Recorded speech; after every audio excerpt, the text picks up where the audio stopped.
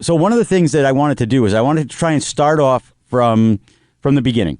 And as you recall from your military days and myself as well, we always did this thing called IPB, which was intelligence preparation of the battlefield. And one of the first things we look at is terrain. What does the terrain look like in Ukraine? Describe that terrain that the battles are taking place on. Well, you got a couple different areas. I mean, where they're doing the most battle right now around Bakhmut, it's flat predominantly. There are hills and draws and everything, but it looks like a perfect battlefield for tanks and everything until you look at the mud, and that's pretty much restricted everything right now around that place to infantry attacks and dismounted infantry attacks, and that's just something Russia has never been good at.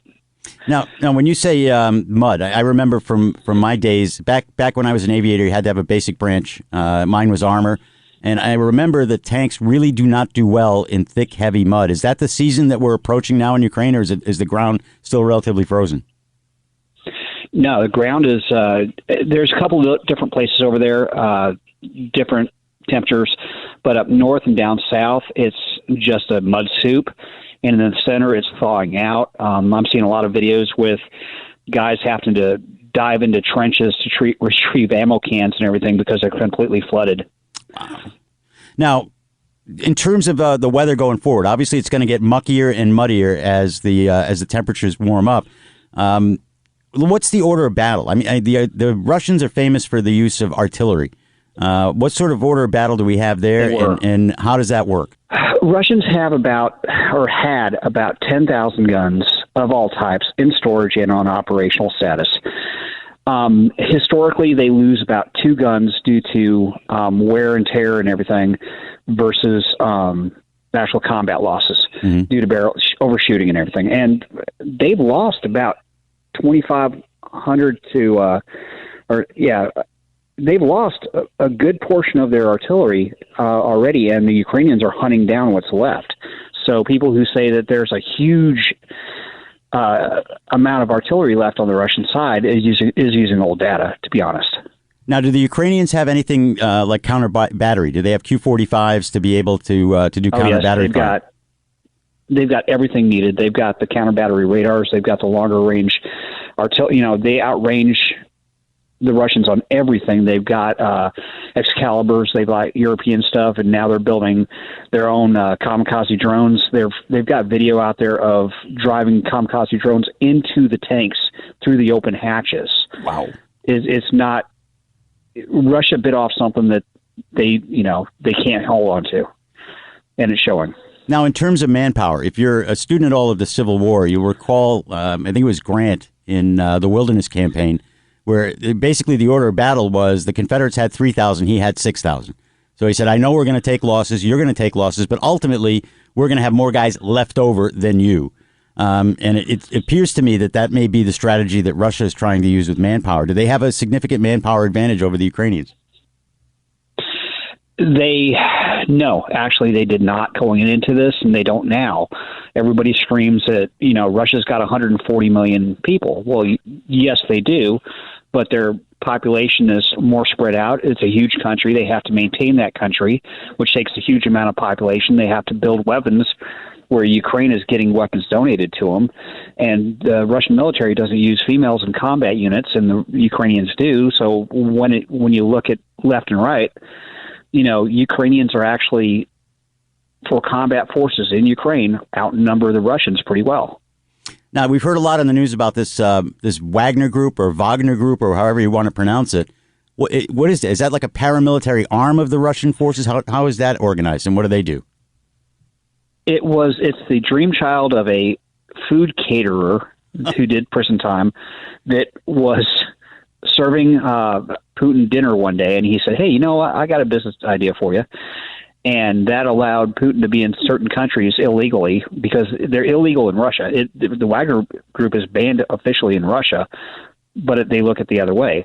And so they've got 2 components to it. They've got the hand-picked Russian special forces and officers and everything that they recruit, and then they got the prisoners and the guys that they take out of mental institutions.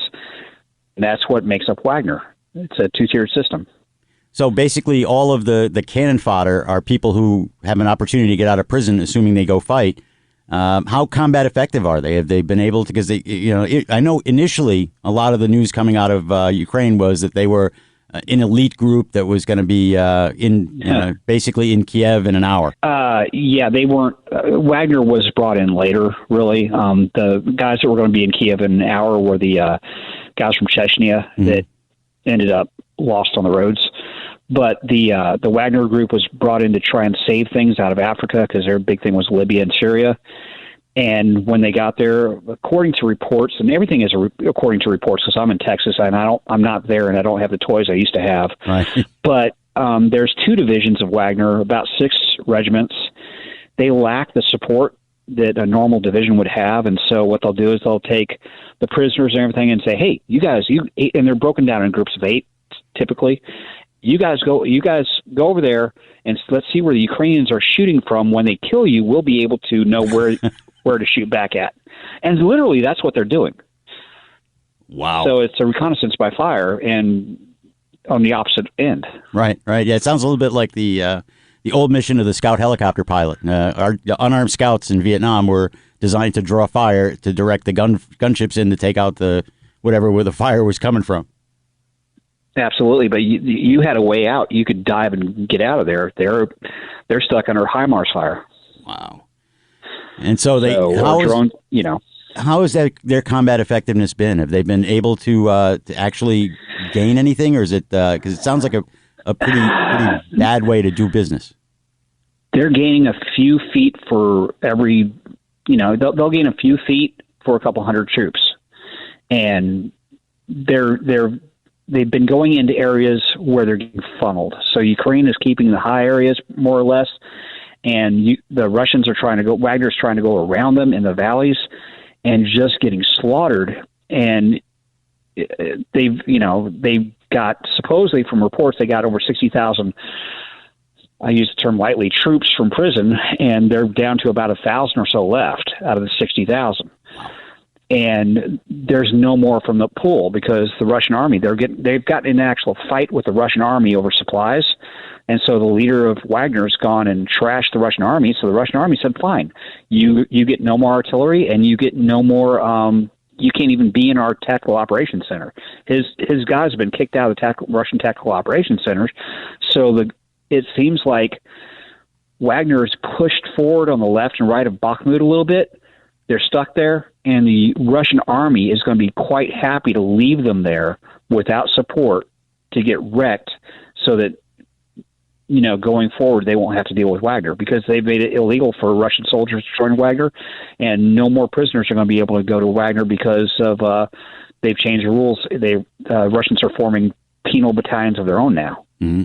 Well, that would make sense. You have them under direct command and control instead of outsourcing that, But I think it was more of a projection of power Wagner was originally designed for, like you said, in Libya and other places in the world, to be able to push forward the Russian influence without actually having Russian troops there. Well, it's like 2014. They brought Russian paratroopers into Ukraine, and what they did was they took off the Velcro patches, and they're like, well, we don't know who these guys are. They're just the term little green men came into effect, and except for the fact that the only troops in Russia that had Tiger armored vehicles were Russian paratroopers, and here they are driving those vehicles down the street with no markings on them. Meant nothing to any intel person. He's probably one of the smartest guys you can follow on Twitter to learn about what's actually happening on the ground, because you tend to think you don't take things at face value, which is the hallmark of a good military analyst, is you're able to go in there and kind of take a closer look. And I remember from my years as a Cold War aviator, always having to do flashcards of PT-76s, BRDMs, BTRs, really old vehicles. And it seems like the Russians are starting to pull some of those things out of storage. Yeah, no, they've been pulling stuff out of storage. I actually took out my 1981 Russian Op-4 book the other day, and everything basically that was in there that they're using now. In fact, they're even going back farther and pulling out PT-76s from reports, and they've seen BTR-50s on the move.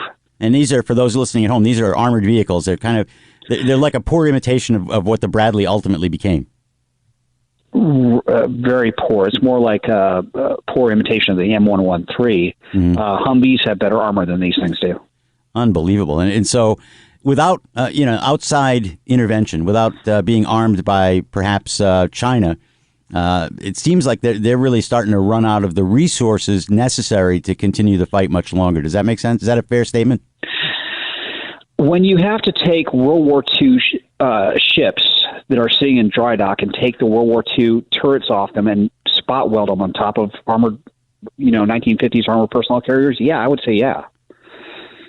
And to the extent that we're arming the Ukrainians, I know they don't have the M1s yet. Supposedly these are to be built M1s. I've seen online it was a shot of the redeployment, I think, of the first Cav, showing their vehicles getting ready to leave Poland to head back to the United States. And they said, look at all the weapons we're sending to Ukraine. And you said that there's one easy way to spot whether it's an American weapon redeploying or whether it's one going over. And what is that? Tactical markings and bumper numbers. If you see bumper numbers on the vehicle, it's one of ours, and it's not being given to the Ukrainians.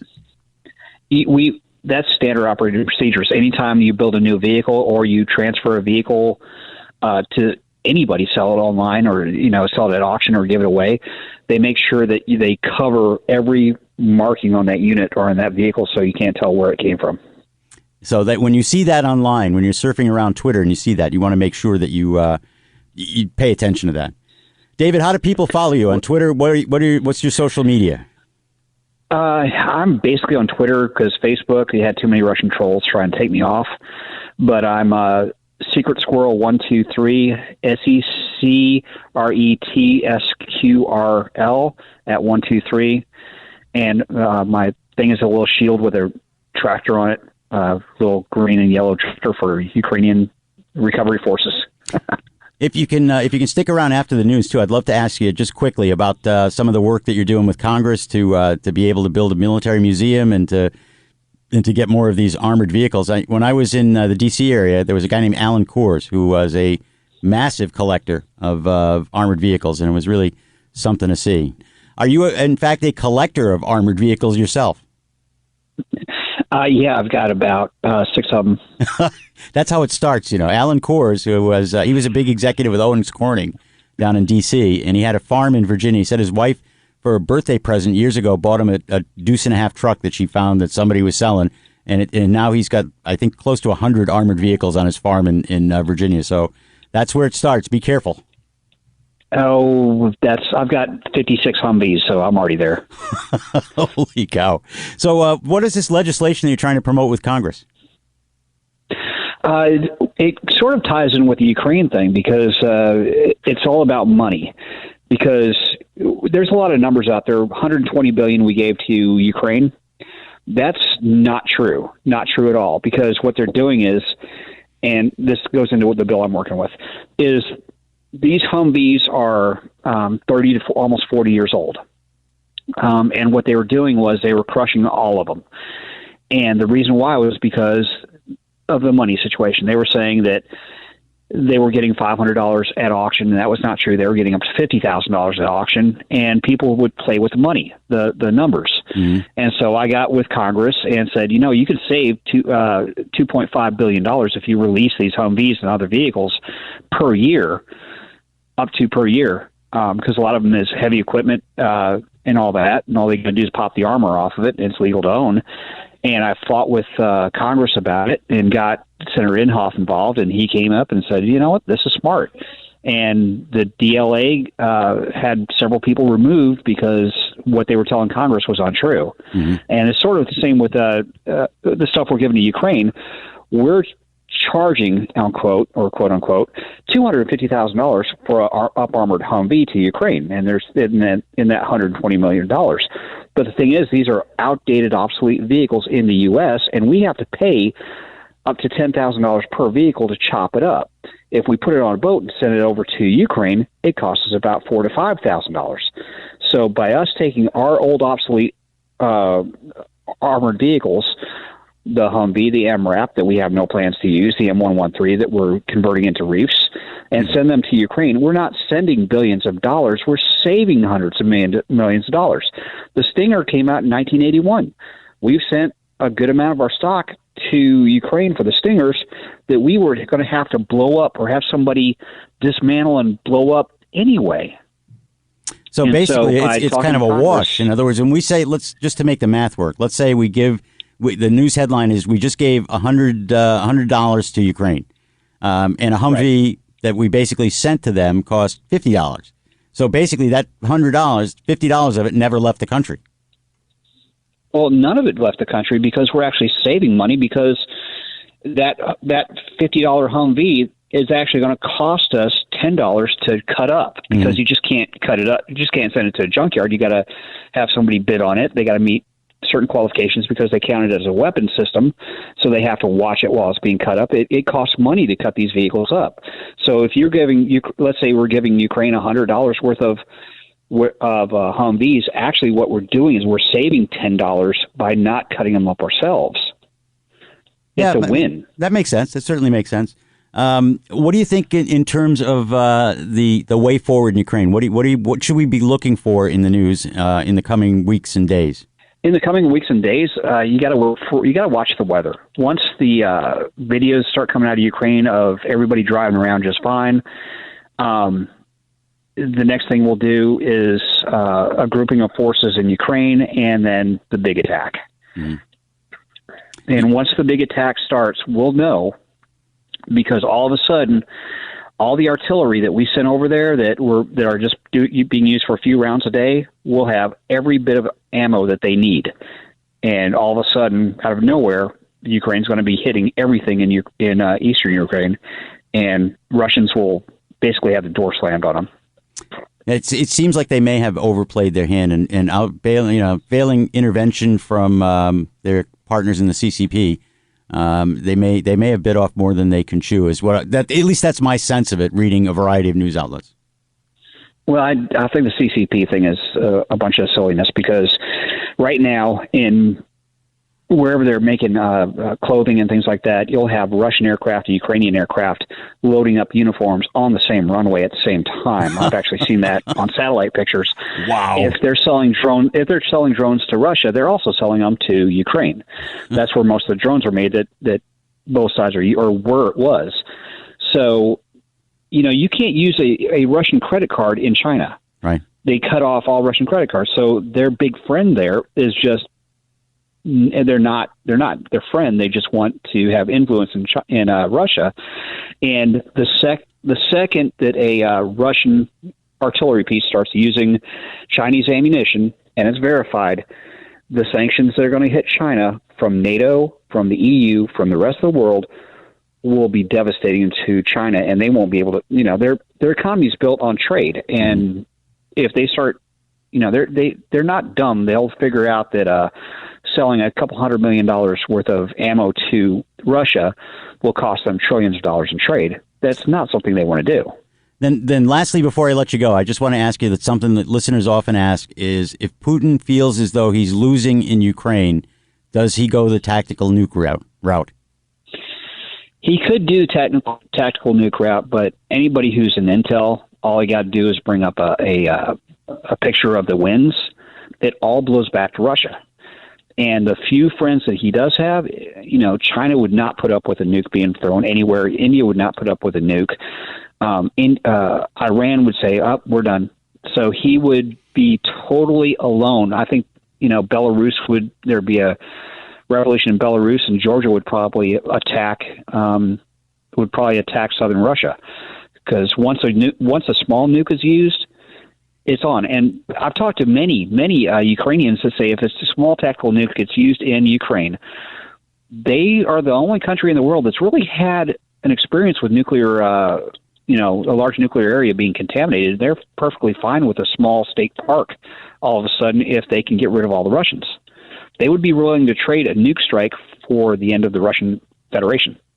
Fascinating. That's not even a question for them. 380 days less the Russian invasion of Ukraine. Yesterday, a mourning service for Hero of Ukraine, legendary commander Dmytro Kotsubailo, known as Da Vinci, took place in Kyiv, reports Grunt Media. Commander of a battalion named after him, the Da Vinci Wolves, was killed in action near Bakhmut, Donetsk Oblast, on 7th of March. Thousands of people came to pay their respects, among them President of Ukraine Volodymyr Zelensky, Prime Minister of Finland Sanna Marin, who visited Kiev at the time, Commander-in-Chief Valery Zaluzhny, Defense Minister Alexei Reznikov, the head of Defense Intelligence Agency Kyrylo Budanov, and many others. Dmytro Kotyubailo joined the fight in 2014 when he was 18 years old and had been defending Ukraine ever since. Ukraine's Ministry of Culture and Information Policy decided to terminate the agreement with the Ukrainian Orthodox Church of the Moscow Patriarchate for the free use of the Kyiv-Pechersk Lavra Monastery premises, reports BBC News Ukrainian. Monks and priests must vacate all premises by 29 March 2023. The decision is based on the conclusions of the working group that the monastery had violated the terms of the agreement on the use of state property. The Moscow Patriarchate stated that there are no legal grounds for its eviction, which it called a provocation. The Kyiv-Pechersk Lavra is one of the oldest and most important Orthodox monasteries in Ukraine and the entire Eastern Europe, founded in 1051. Officially it belongs to the state, but for many years large parts of the complex were used by the Ukrainian Orthodox Church of the Moscow Patriarchate, which is a part of the Russian Church.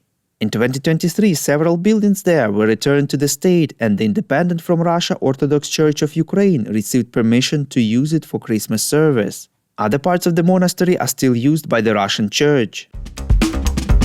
The so-called Supreme Courts of the Russia-controlled organizations Lugansk and Donetsk People's Republics convicted Maxim Butkevich, a human rights activist and journalist who served in the armed forces of Ukraine, to 13 years in prison, reports Ukrainska Pravda. Along with Butkevich, courts have reportedly sentenced two more Ukrainians, Viktor Pokhazei and Vladislav Shel, to 8.5 and 18.5 years in jail, respectively.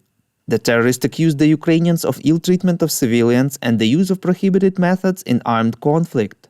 Maxim Butkevich joined the armed forces of Ukraine in March 2022. He is a Ukrainian human rights activist and journalist and co-founder of the Zmina Human Rights Center and Hromadske Radio. Butkevich was captured by the Russians in June 2022. The Ministry of Foreign Affairs of Ukraine called the announced verdicts illegal and void and called on the international community to condemn the sentences. Prime Minister of Finland Sanna Marin met President of Ukraine Volodymyr Zelensky, reports Interfax Ukraine. She supported the idea of freezing and seizing Russian assets and transferring them to Ukraine. According to Marin, Finland backs the idea that Russia must pay the full price for aggression. The Prime Minister said that her country supports the efforts of the International Criminal Court, the Ukrainian authorities, and the creation of the International Center for the Prosecution of Crimes of Aggression in The Hague. She added that Finland announced a new package of 29 million euros to support the education system of Ukraine. The two leaders signed a joint statement which in particular condemns Russia's threats to use nuclear weapons and recalls that the use or threat of use of nuclear weapons is inadmissible. Finland welcomed Ukraine's peace formula and supported the idea of the Peace Formula Summit to ensure broad international participation. The President and Prime Minister also stressed the importance of expanding the Black Sea Grain Initiative and extending it to other Ukrainian seaports. In addition, Finland underlined its readiness to participate in the recovery, reconstruction and modernization of Ukraine, including in the green transition, digitalization and telecommunication, education, energy and energy efficiency, waste and water processing, construction, planning and infrastructure. Norwegian Defense Minister Bjorn Gram also visited Ukraine and announced that Norway, in cooperation with the United States, will send 2 more NASAMS air defense systems to Ukraine, reports Radio Liberty.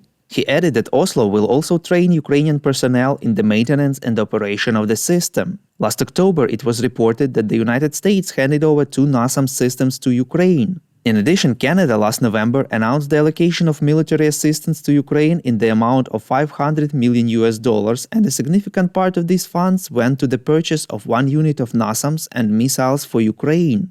At the same time, the President of Ukraine said that Kyiv has started negotiations with Oslo on organizing training for Ukrainian pilots.